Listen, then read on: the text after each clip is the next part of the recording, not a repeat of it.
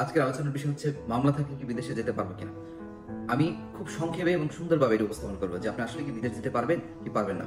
ভাই দেখেন, মামলা দুই ধরনের হয় বাংলাদেশে। সেটা হচ্ছে একটা হচ্ছে দেওয়ানি প্রকৃতির, একটা হচ্ছে ফৌজদারি প্রকৃতির। যদি দেওয়ানি প্রকৃতির মামলা থাকে সেক্ষেত্রে আপনি যেতে পারবেন যখন তখন। কারণ দেওয়ানি প্রকৃতির মামলা কি সেটা আপনার বুঝতে হবে। দেওয়ানি প্রকৃতির মামলা হচ্ছে জমি জমা সংক্রান্ত, ফ্ল্যাট সংক্রান্ত, টাকা পয়সা সংক্রান্ত, অথবা এমন হতে পারে যে পদ পদবি সংক্রান্ত, প্রিটেন্ড সংক্রান্ত, চুক্তি সংক্রান্ত। সেক্ষেত্রে কিন্তু আপনি বিদেশে ভ্রমণ করতে পারেন আপনি চাইলে।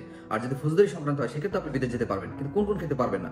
যদি এমন হয় যে আপনার নামে একটা ফৌজদারি মামলা আছে, ফৌজদারি মামলা কি, যে চুরি ডাকাতি অথবা কাউকে আপনি মারলেন, হত্যা করলেন অথবা দর্শন করলেন, সেক্ষেত্রে এই ধরনের মামলায় আপনি যেতে পারবেন কখন, যদি ওই যে নির্ধারিত পুলিশের যে আইও ইনভেস্টিগেশন অফিসার যদি ইমিগ্রেশন পুলিশ অফিসে বা কোর্ট যেটা হচ্ছে বা এয়ারপোর্টে যদি রিকুইজিশন না দেয় যে এই ব্যক্তি, এই নামের একটা ব্যক্তি, এই নামে মামলা চলে, সে যাতে বিদেশ ভ্রমণ করতে না পারে, এরকম এক ধরনের রিকুইজিশন নিষেধাজ্ঞা যদি না থাকে সেক্ষেত্রে কিন্তু আপনি অনায়াসেই বিদেশ যেতে পারেন।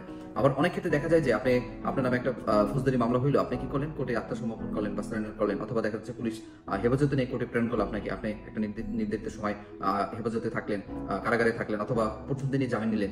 জামিনের শর্ত কি থাকতে পারে, যে জামিনে যদি এরকম উল্লেখ থাকে যে আপনি বিদেশ ভ্রমণ করতে পারবেন না, যদি জামিনে এটা লেখা থাকে সেক্ষেত্রে আপনি জামিনের যে শর্ত ভঙ্গ করে বিদেশ যেতে পারবেন না। অথবা এমন হইতে পারে যে আপনাকে জামিন দিলেন আদালত, সেটা কিভাবে দিল, যে আপনার পাসপোর্টটা নিয়ে নিল, পাসপোর্টটা নিয়ে নিলে জব্দ করে যদি আপনাকে জামিন দেয় সেক্ষেত্রে কিন্তু আপনি বিদেশ যেতে পারবেন না। এটা সাধারণত কি হয়, বিবাদী যে পক্ষ থাকে, যে অর্থাৎ আপনার যে অপোনেন্ট পক্ষ থাকে, যারা আপনার নামে মামলা করেছেন, তারা যদি মনে করেন যে আপনি বিদেশ পালিয়ে যেতে পারেন, তারা কিন্তু আদালতে একটা প্রেয়ার দিয়ে রাখতে পারে যে এই লোক যখন তখন বিদেশে পালিয়ে যেতে পারে।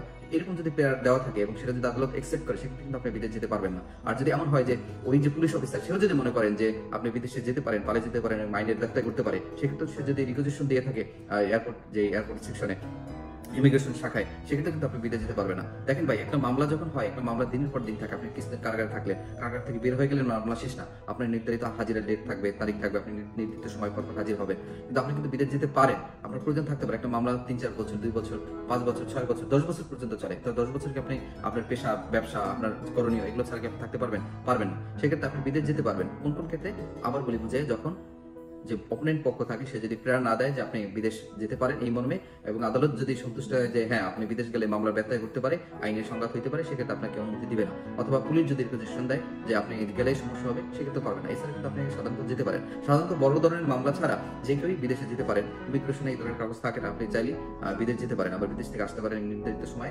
হাজির হতে পারেন। মানে সহজ কথা বলা চলে, যদি রিকুইজিশন থাকে আপনি যেতে পারবেন না, সেক্ষেত্রে আপনাকে ইমিগ্রেশন আটকে দেবে, অথবা আদালত যদি আপনাকে নিষেধাজ্ঞা দেয়, আপনার পাসপোর্ট জব্দ করে, সেক্ষেত্রে আপনি যেতে পারবেন না। এক্ষেত্রে কিন্তু আপনি সাধারণত যেতে পারবেন। আর গুরুত্বপূর্ণ মামলায় সাধারণত আপনার যাওয়া বন্ধ, আটকে দেয় সরকার, আদালত, পুলিশ।